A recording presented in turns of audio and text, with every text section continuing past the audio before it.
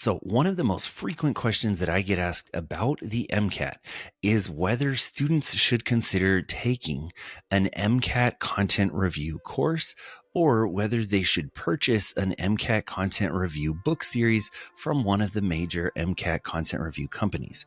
Now, y'all have probably heard the names of a lot of the big 3 or 4 test prep companies that offer these traditional classroom style or online lecture style courses. And the thing is, they're really popular, but for some students, there's good value in them. And for some students, they feel like it is too much of a cookie cutter approach. If you think that this process is too much of a cookie cutter approach, and you want to know the difference between working with a cookie cutter content review course for the MCAT and working with a content and MCAT strategy expert like myself, here's the main difference.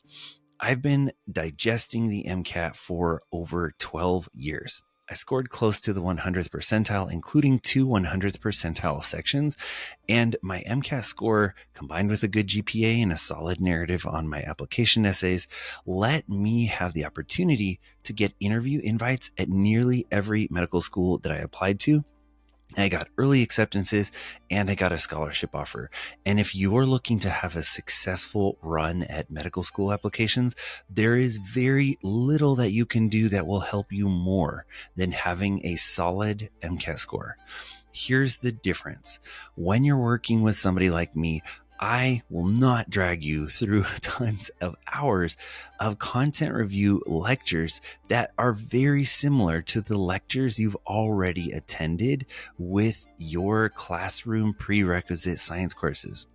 Now, the chance that you have the same gaps as every other person who is taking the MCAT is 0.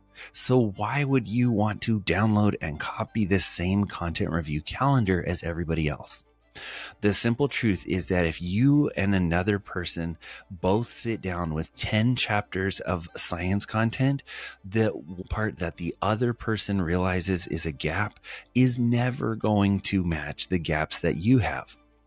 On top of that, even if you were to listen to an entire content library of science lectures, there are going to be gaps that are not gaps in the material or the terminology that you recognize hearing about.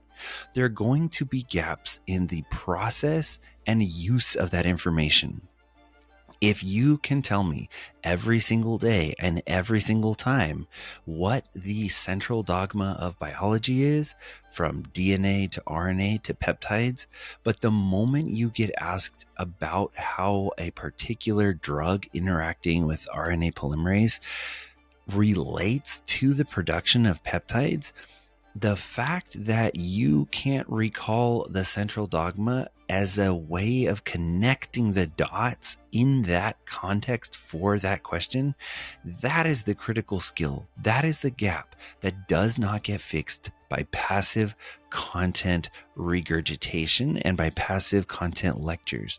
No matter how many hundreds of hours you sit through lectures or read book chapters, you will never discover how much of it you can use until you get into practice material. This is why the strategy that I teach is centered around problem-based learning and on understanding how the test writers actually format the exam, the questions, the passage structure, and the answer choices.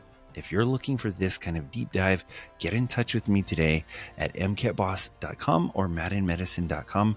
This is the strategy that teaches you to find your specific content gaps so you waste 0 time getting the highest possible MCAT score.